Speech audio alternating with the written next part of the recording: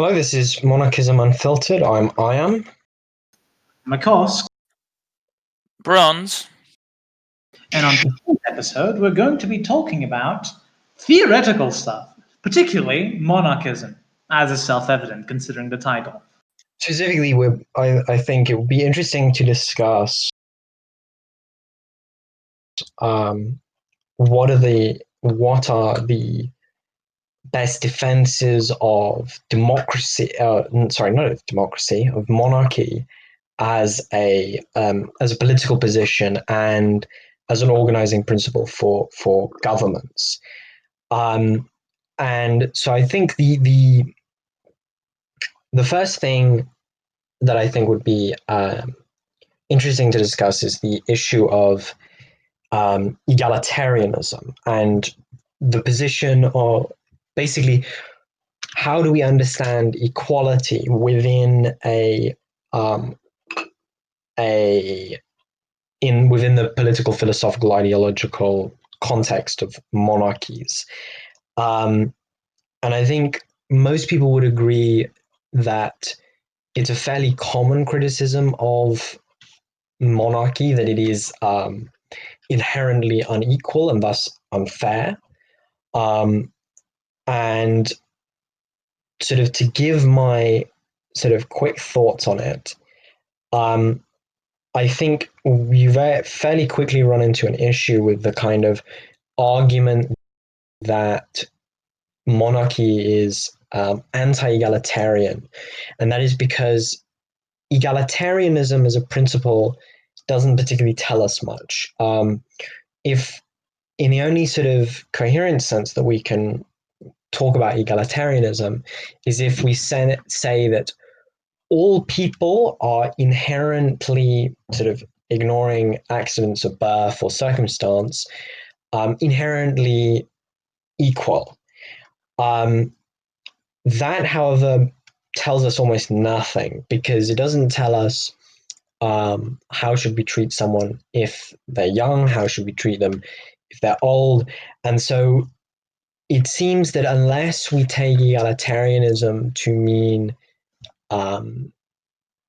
a kind of substantive, something beyond just highly defensible, it doesn't, like, it isn't very coherent, and in its highly defensible form, it's essentially just a formalism of you should treat things in a consistent manner. Makos, do you have more comments on that? To streamline what you said even a bit more, because not everyone gets the meaning of the word formalism. What Iam means is that essentially egalitarianism, when you think about it, doesn't actually exist as a thing, because if you interpret it to be all things are the same, people should be treated the same, seems to hold water. The moment you, however, realize that no one is the same as other due to various factors, for example, egalitarianism would say just because X, Y, or Z are war veterans and lost limbs for your safety, they are entitled to precisely zero extra respect or deference because you are the same. It's when you start looking into this minutia that things start to fall apart, because egalitarianism simply refers to these elements, these differences a person may have from another, as incidents. Yeah, things no one has control and just happen, and deprecates them, considering them ultimately irrelevant in the treatment of persons. And frankly, the moment you realize this is what it entails, it kind of starts falling apart, because it becomes incoherent with what its typical associate of meritocracy. The two start running into massive collisions between one and the other. And second, as I am alluded to, it just becomes a mere formality, and a pretty paper thin one at that. Because if we were truly egalitarian, well, we wouldn't have heads of state. Even elected or no, a head of state would theoretically be no more valuable and no more worthy of deference than Joe Schmo on the street who beats his wife. So the moment you actually start stopping thinking egalitarianism as an abstract concept and as something applied to human societies, it becomes its lack of inherent value becomes immediately apparent in that it is either inoperable, or if it was operable, its benefits would be null. Yeah, and I think that's the obvious issue with any kind of principle of egalitarianism taken in especially in our argument against monarchy. I think as a concept, because if you're essentially saying, oh, someone can't inherit power, you're going to then also be saying someone can't inherit any kind of property, that they can't inherit any kind of nationality, that they can't inherit, membership of a state, membership of a community, and what happens, and if it's a case of like, okay, you can inherit those things, but you can't inherit the leadership of a state, it doesn't seem that there's particularly coherent reasons as to why that is the case. It seems, at least in most of the arguments that I have seen, the criticisms of hereditary rule are largely arbitrary on the basis of basically some kind of I mean, probably the worst example of this would be John Locke. I think John Locke literally says, oh, but a woman could inherit power, that would be bad. And so it seems that essentially, if we take the principle of equality, or male equality as Locke would have had, and we use that as an argument against monarchy per se, we'll be left in a position where we can't have states, we can't have pretty much anything that modern society actually relies upon to function. And I think at that point, basically, then we can have a more honest conversation of, well, what are the merits of this form of state organization? What are the merits of this form of state organization? And compare and contrast. Whereas if we have this kind of moralistic, often screechy argument about fairness and these kinds of intuitive, almost childlike principles, I think we have a generally worse time of discussing things. Agreed. And now that we've tackled egalitarianism, let's tackle the other head of the Republican Hydra, meritocracy. Always one that gets brought up. Yeah, and I think meritocracy is a principle in terms of a most meritorious person. The obvious issue with it is that what happens usually is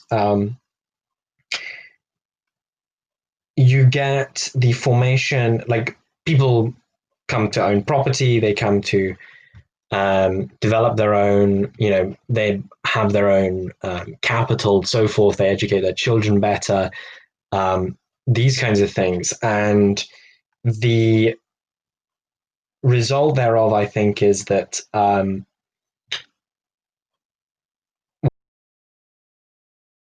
what you get is generational shifting. So, my father goes to Oxford. I send my children to Oxford. I go to Oxford. They become richer, and then it's sort of a self-perpetuating cycle of my children get richer, they go to different places, and you'll end up forming some kind of strata of elite. And this will happen even if you have large amounts of state redistribution of wealth, and basically, pretty much until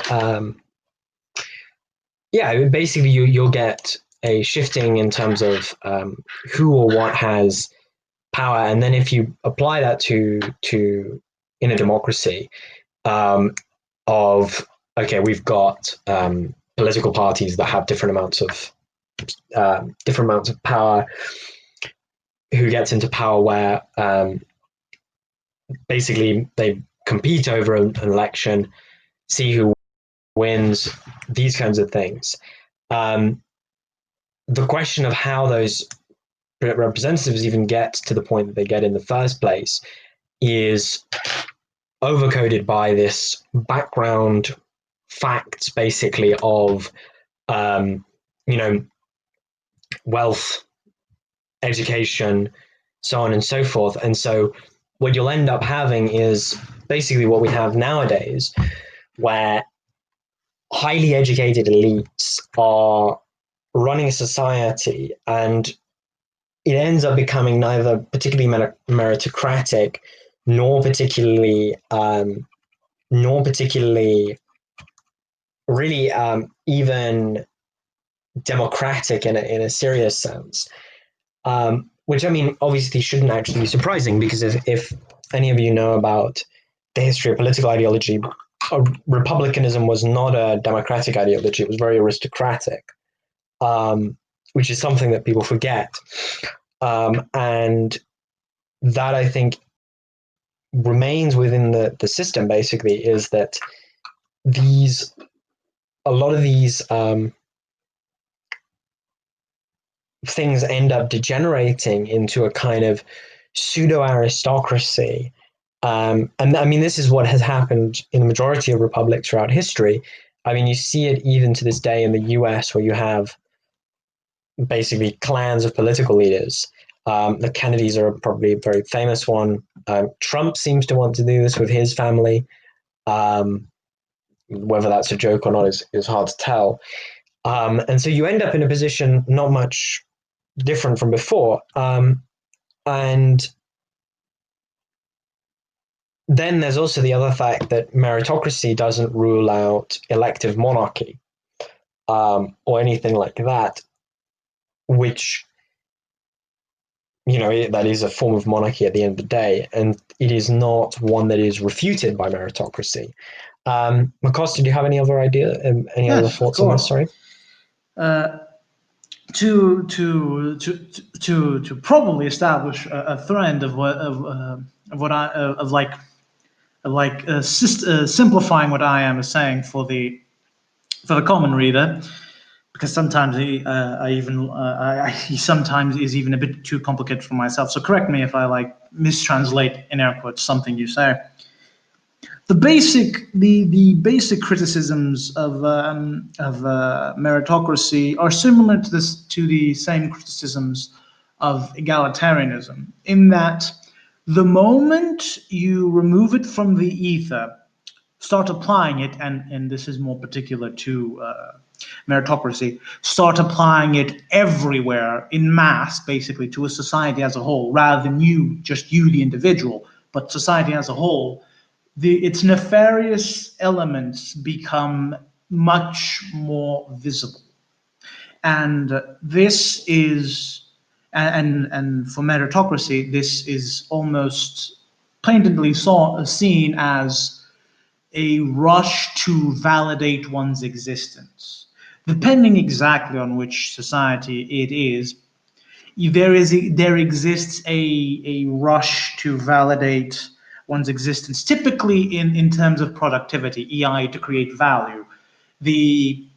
Everyone's ever heard of get a real job, essentially. You can't do what you want or what you're talented at. You must do what brings money. And this attitude, and while some of you might consider, oh, but if the family is struggling, I have an obligation to fulfill, to help out my family, etc., etc. Like, there are contexts in which this demand is not so unreasonable because there are higher things. And while I agree with that, that's kind of missing the point. I'm talking about the implication on a mass scale, not necessarily on you and your particular family. Those kinds of particulars are up to you and your moral and ethical compass to decide how to act upon.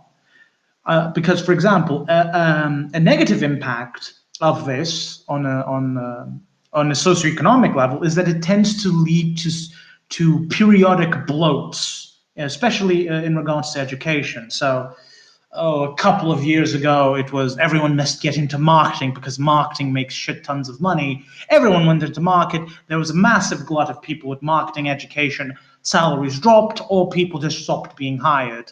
Then it switched to being doctors, and now it's back into being pharmacists. You just have these systematic cycles that the moment the idea, not necessarily it being true, but the idea that XY profession is a safe way to get more money, you have a lot of people being pressured into that profession, typically not being particularly good because people are better at what they like doing vis-a-vis being forced there by necessity. Their necessity is a good teacher, nevertheless. And you just have this massive amount of people that cannot get that profession, and now there they are, probably unemployed with a useless course that they didn't want and that they got because it was going to give them money. These are the kinds of nefarious effects that meritocracy, when applied, especially in a capitalistic context, become evident. Is that this benefits no one. It reduces the value of the education. It reduces the value of the individual being because it's subordinated to production, etc., etc., etc. Meritocracy, and as I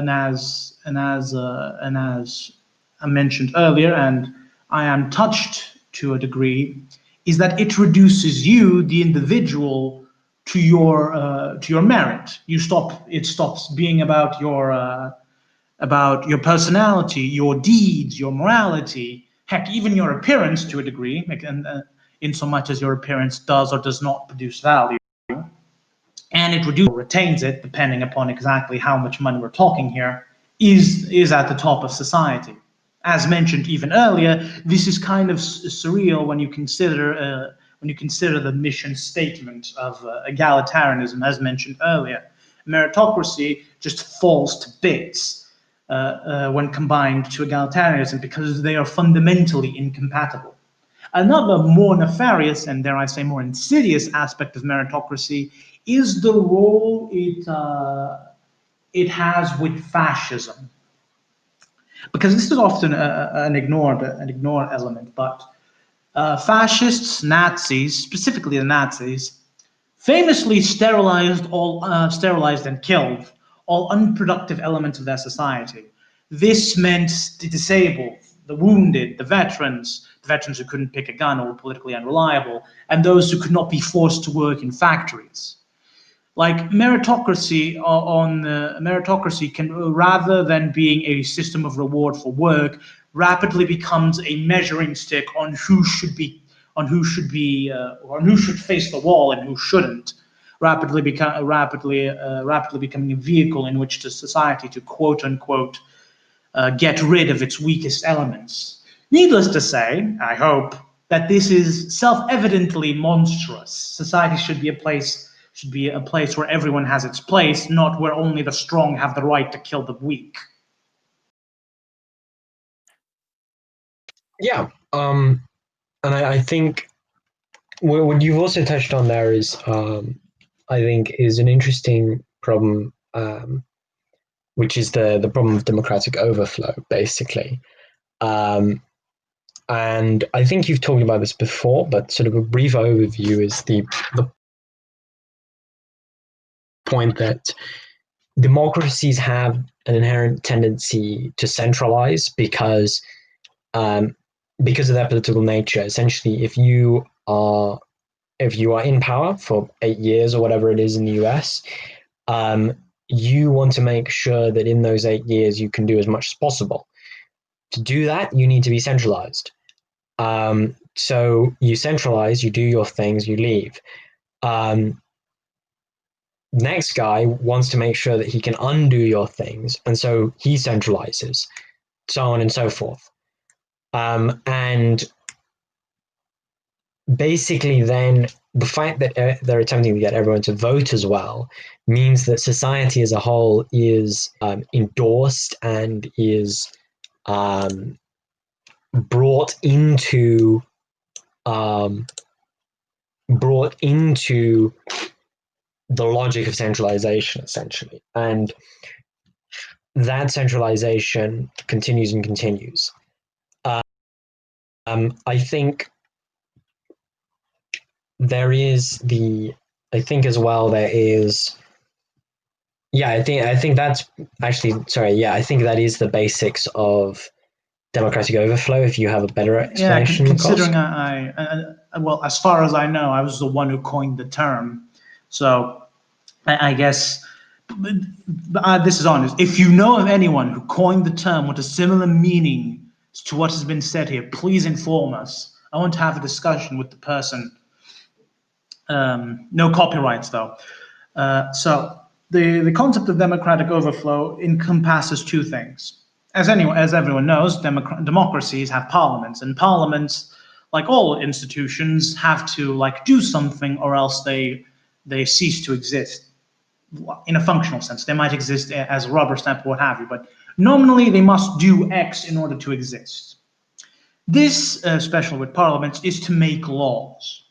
And one side of democratic overflow is this surrealistic accumulation of laws that tends to exist in a democracy, where the people, despite being the ones who vote for the parliament and essentially like give it legitimacy to make laws, having never been consulted in particular or any of these laws, or there being no true need for these laws or any true oversight, to be honest, these laws just get made ad infinitum. And it's from many of these unsupervised sessions of lawmaking that very rigged laws, shall we say, typically rigged in favor of corporations and what have you, come into place. The other side of democratic overflow and ties into the often very unexplored connection of democracy and fascism is in regards to the effects of democratic legitimacy.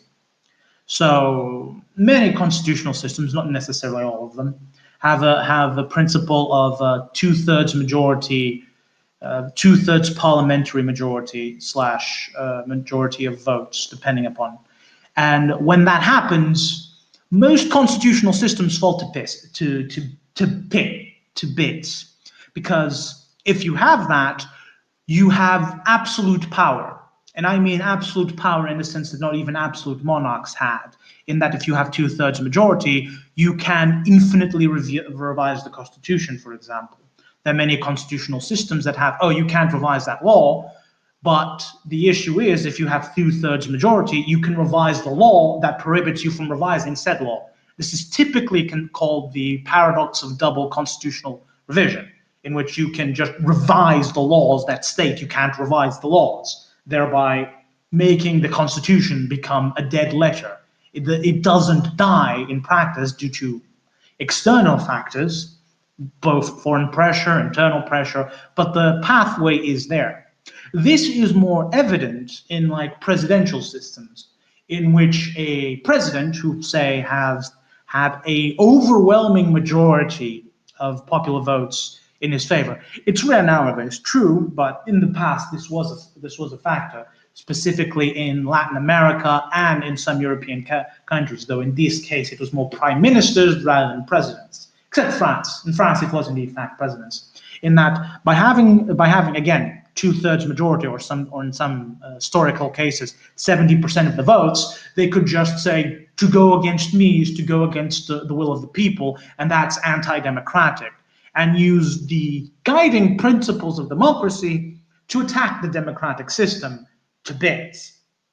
This Pajadism, Bonaparte does this, to name two in France. You could argue Andrew Jackson did this. Yeah, I mean, there's lots of examples of that. Sorry. It's good that you add. So the fundamental issue here is that democracy, due to its structural trend to centralization, in the past it was largely due to legal acts. Nowadays it's largely due to media, because We now live in an age where administrative centralization is no longer as visible as it used to be, because most modern day states are more or less centralized. We live in an age where the social democratic state triumphed over the liberal state. Even America, for all its talk of being anti-socialism, is fundamentally a social democratic state, a notoriously bad one that has nigh on zero of the benefits, but it is a social democratic state.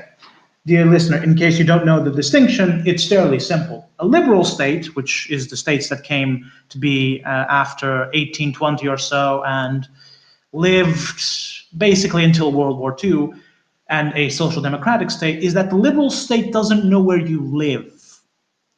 It doesn't know where you are. It does not even necessarily know what's your job. It might not even know you exist, essentially. It perhaps knows that you exist for purposes of voting and maybe policing, though rarely at the central level. The liberal state does not know does not know you, basically. A social democratic state needs to know who you are, largely for tax benefits and taxation, et cetera, et cetera, et cetera. Like, the fundamental difference is this: liberal state doesn't know, social democratic state needs to know. And as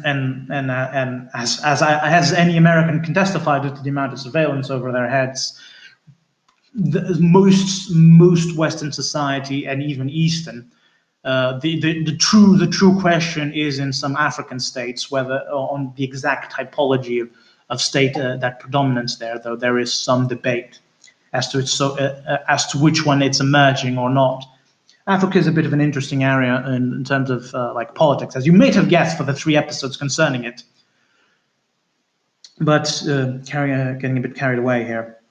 The importance is this: most states are now fundamentally centralized. But yet we are still seeing an increased trend towards centralization, and that centralization is typically carried out via media attention. In Europe, this is very noticeable via the increasing personalization of politics. We talk more about the personalities of the politicians rather than the party or their ideological background. An excellent mirror of this is Macron. For the American listener to whom this personality-centric nature has been always a hallmark of American politics, imagine the rest of the world becoming more American in this sense. And this is where the issue of a person who's had, for potentially like half a year up to a year, depending on when the campaigning cycle begins, extensive media attention on them. All of a sudden they came out up front and have like 70% of all fucking votes. That is a very different context than it was in the 1840s, where a bloke who you might have only seen in a placard having said power. Because now the dangers of this are not necessarily through institutional power and control, but through social power and control. We see this in America in a much more frightening trend. Hilariously enough, not with the Trump campaign, but with the Obama and Hillary campaigns. The Trump campaign has this to a degree, but it was incidental and not engineered by the campaign itself. The Obama and Hillary campaigns deliberately engineered this to a degree, and you see this in the weird kind of cult-like entity even after the defeat that surrounded Hillary Clinton and to a lesser degree Obama. It surrounded Obama to a lesser degree due to he can no longer really run in. But both of these figures, who on their own are just politicians and after their office do not necessarily have any institutional power, still held a significant degree of social power that they could use. Combine this with actual institutional control, and you have a serious issue. As said, Trump generated this around himself incidentally, and as everything with Trump has been rather extremely ineffective at harnessing it for any truly effective purposes. Yeah, I mean, I think I agree with all of what you'd said. I think to monarchy itself as a principle, where I think this actually does deal with a lot of the problems that we've been describing, sort of internal to it, internal to the state, as well as external, is specifically the fact that the monarch, I think the monarch has essentially one big role, which is the limitation of any kind of political power that is directly political, I think would be the best. And I mean, when I say political power, when I say political there, I mean it in the sort of modern sense, that the ultimate principle of the state, the ultimate organizing principle of the state, is not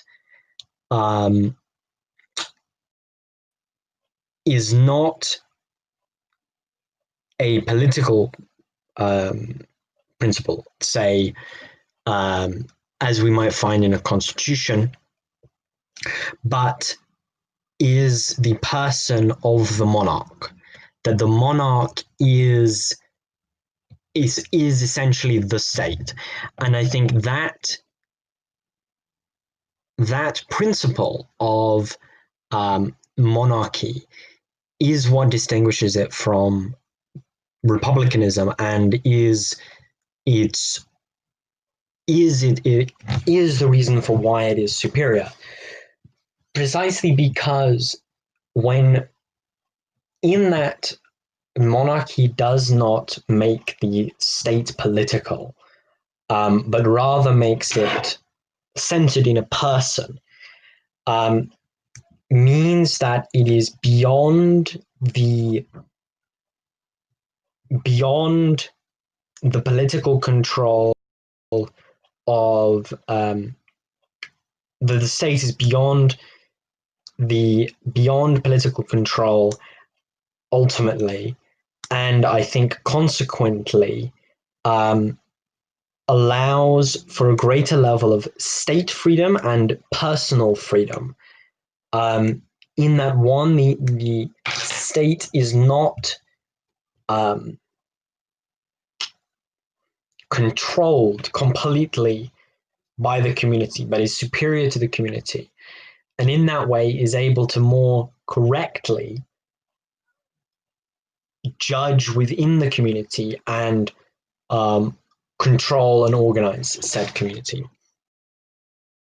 I fundamentally agree. To give a more clearer example of this, especially on a sociological level, is that when the identity of the state is so intensely concentrated into a person, the king, the queen, the royal family, perhaps even the aristocracy, depending on how far back or hopefully forward in time you want to go,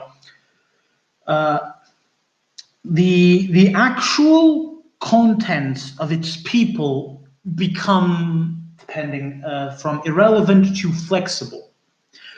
You are no longer judged on being a good, say, Englishman, Portuguese, South Africaner, potentially even American, though American nationalism is a bit weird on that one.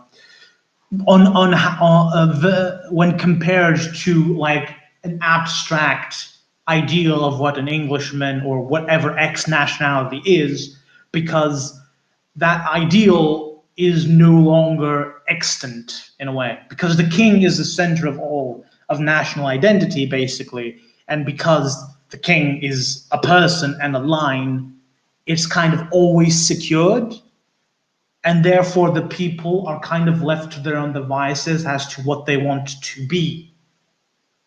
So you no longer have like a very brutal example of this is the Ancien Régime versus the French Republic.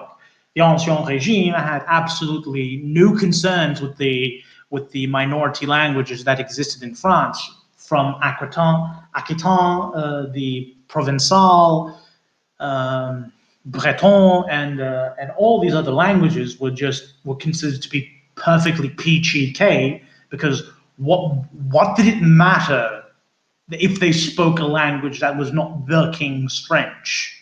Like, the king still speaks the king's French, right? Like, it's yeah, and not necessarily that the king didn't even. I mean, in France he probably did, but if the king of England spoke the king's French, that was also fine, because that's what he got up to. the because the national character was contained within the person of contained within royalty, basically. The wider population was free to be who they wanted to be, or who they were, depending. And all was fine and dandy. I mean, correct me if I'm wrong, but if memory serves, up until like the 1600s to like the French Revolutions, there were no minority-inspired revolts in Ancien Regime France, if memory serves. I mean, the Fronde might have had participation in the South. That was largely due to Southern aristocrats and their ownership. But you did not have national secessionism, essentially. You had that in like the Netherlands and the Frisian counties with their Frisian freedom. But as any Frisian will tell you, they were unique amongst Europe. And Dietermarschen apparently did not exist, according to the Frisians, but that's another topic. The fundamental issue here is that when the French Republic came into place, and I'm not just talking about the one that came immediately after the revolution, I'm talking about all iterations of the French Republic down to this day, have been more or less aggressive and anti-minority languages.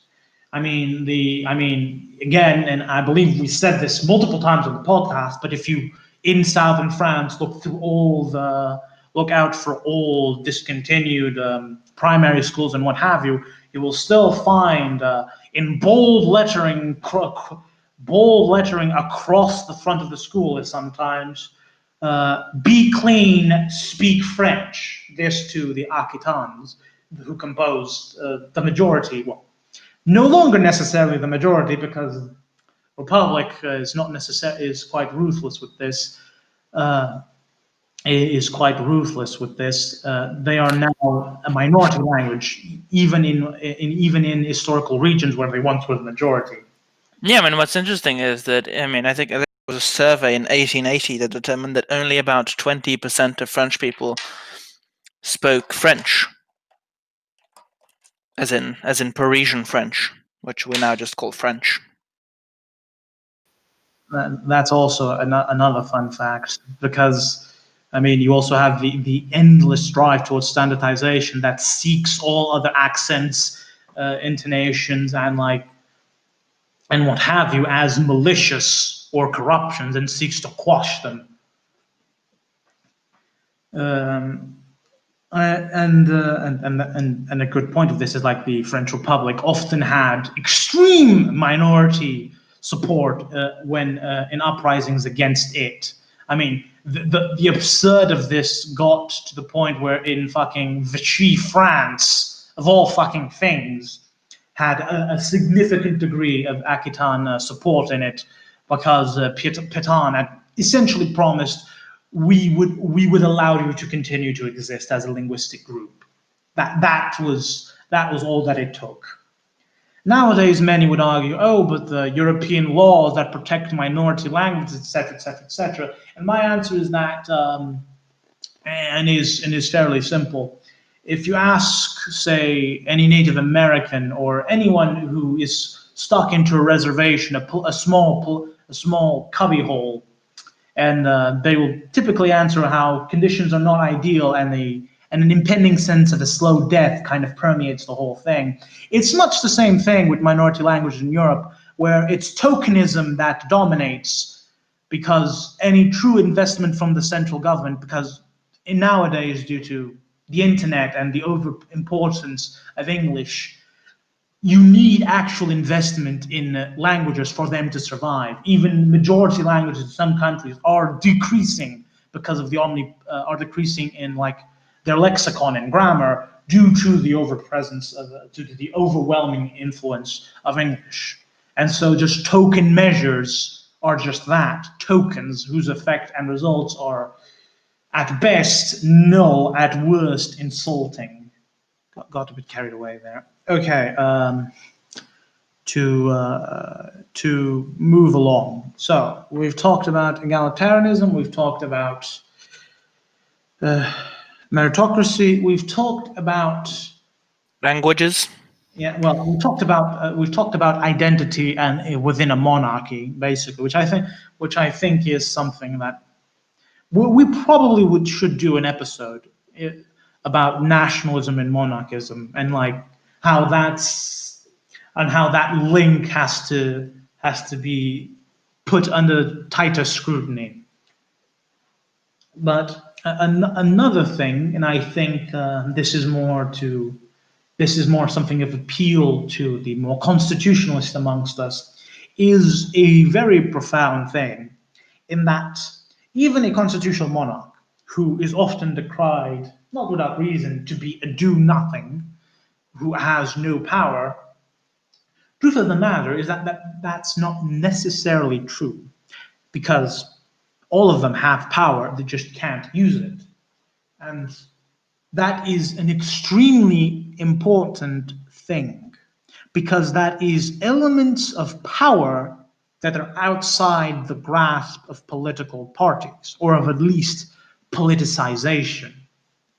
I mean, a good example of this, an often very serious example that many are not aware, is, for example, budget allocations in Canada. I know this might sound a bit surreal, but the royal governor, nominated by the Queen of England, has a determining effect on these. Governor General.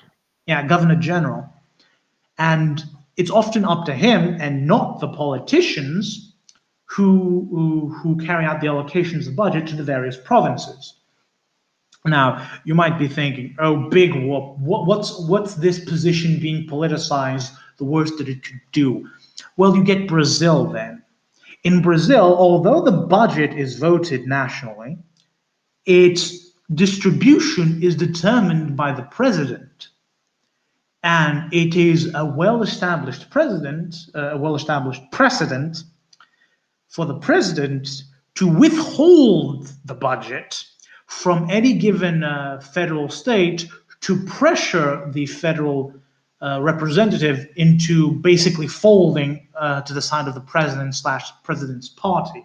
Like, this is just a microcosm, an example of what having X or Y or Z power be outside of politicization and how determining it can be. We have other powers, for example.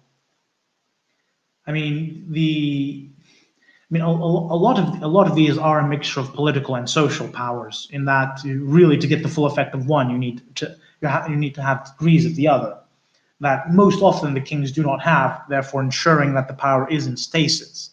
Like the fundamental benefit of like constitutional monarchism is that it removes power from the politicians. It's less so that the parliament exists to limit the power of the king, is that the king exists to limit the power of the parliament. This is a formulation that is not exclusively to constitutionalism. Semi-constitutionalists also espouse this principle, though they are more proactive in it. But this is often an impact that's overlooked, because often the minutiae of politics gets overlooked. But there is one should first not underestimate the nefariousness of your average politician and how far they will go to get an extra buck / more power, and how willing they are to corrupt the system without actually breaking any rules, and the benefits of having a hard block on that trend. Yeah, in the form of the monarch. I think that is a good point to make, is that within a meritocratic system, it is the person who will rise to the top is the most ruthless. So yeah, I mean, quite obviously, if you have some kind of hard limit on that, you're in a good place to prevent things from getting worse, as it were. Indeed, I mean, we live in a system that fundamentally rewards you for screwing over your fellow man the best, and some people will drink to that. So, I mean, we've been talking about like anti-X rather than being like, we've been talking about monarchism as a negation of republicanism and not monarchism as an affirmation of itself. Granted, we don't have much time for that, and we'll probably have to leave that to another episode. But I would like to see if we could touch a few topics of these. So we have to talk about essentially the benefits of anti-egalitarianism, anti-meritocracy, and anti-politicization, and by extension the benefits of monarchy, which structurally includes either all of these three or some of these, not necessarily all at the same intensity. And what we have to understand about monarchy fundamentally, if we were to reduce real life politics to a video game, monarchy would be the system that scales perfectly, essentially, because democracy, until a certain level of people voting, it starts to fall to bits, because the emotional link between the representative and the represented simply breaks down. There's too many people, too many votes for one seat, etc., etc., etc. The connection isn't there, and basically you get the European Parliament, essentially, a body that has immense power that no one is quite sure, that no one remembers who is anyone or who voted for what. Then this is not so much the case, because the appeal of the king has always been one king to literally everyone else. Adding more people into it does not diminish that appeal, because it was never a one-to-one thing, or never should be. It's more abstract. Like, very much all of the institutions of monarchy do not lose efficiency or do not become necessarily worse. So the socioeconomics is a bit different, but politically speaking, the value of monarchy as an institution does not decrease the moment the amount of people or territory increases, which is inverse to most republican structures of government. I mean, wasn't even, it's not, God, it was a French Enlightenment philosopher who said, for small countries, republics, for medium countries, constitutional monarchies, and for big countries, absolutistic monarchies. God, I can't remember which one it was. And his arguments were pretty solid too. And it boils down to what I said, like people, like what we now call essentially the Dunbar numbers. People who know each other and like communities interacting with one another, and the scale just becoming too big for any of its constitution elements to comprehend. And like the democratic institutions that require and function a good degree on like self-identification and like collective identity starting to fall to bits the moment the scale just gets too goddamn big. And as we said earlier, because identity is concentrated on the king, this is not a problem. So a lot of the social structures, not necessarily the economic ones, because feudalism famously ultimately died due to its own success, in that it created too many people, and then land distribution kind of... Turnips OP. Turnips OP, yes. We've been putting off for too long the episode on feudalism, and we're still going to put it off, because goddamn, that's a pit we'll have to cross one day, but not now. So socially speaking, at the very minimum, socially, the institutions do not degrade with scale. They continue and retain their efficiency. So this is like a structural appeal of it, is that there is no break-even point. from as low as your local baron to as high as the god emperor of humankind, the identification with the monarch is functions still the same. From as far as you are from the capital to as close, you are still a subject of the king. The amount of people does not reduce this. Another impact of anti-egalitarianism, especially again, and this is going to be a running theme in these last few minutes, is that, for example, anti-egalitarianism and anti-meritocracy, in a wide scale and wide societal scale, what they cause is fundamentally one thing, and that is the respect for declarative statutes. Not statues, the object, statutes, the legal document. Statutes. Statutes, that. Because fundamentally, in a society where you no longer have to validate your existence, where you are allowed to exist because you exist, your rights, and I'm not talking here necessarily on a legal formulation, I'm talking here on like a social level, are more respected because in a societal-wide context, they're harder to delegitimize, essentially. Because you're no longer under pressure to produce, you can no longer be unpersoned, in air quotes, by not being a doctor, essentially. You would have a wider respect of other professions because making money is no longer the be-all, end-all, essentially. This also translates towards more respect for disabled people, because guess what? That disabled bloke might be son of the count, and the count might not enjoy you talking mad shit about his precious little son. Although somewhat comedical, this does translate to other people. Just because a person was born with a disability does not make them an unperson. And in a very short form, and my ultimate argument is this: monarchism structurally has a better economy of scale than republicanism has, essentially. In that, functionally, none of its core mechanisms degrade with time. Well, time, everything degrades, but do not degrade as a function of size. And many of those, especially when applied in a mass societal scale, produce benefits of their own that I think, well, we all think, I suppose, are more beneficial than those produced when we have the mass application of those in a Republican society, essentially.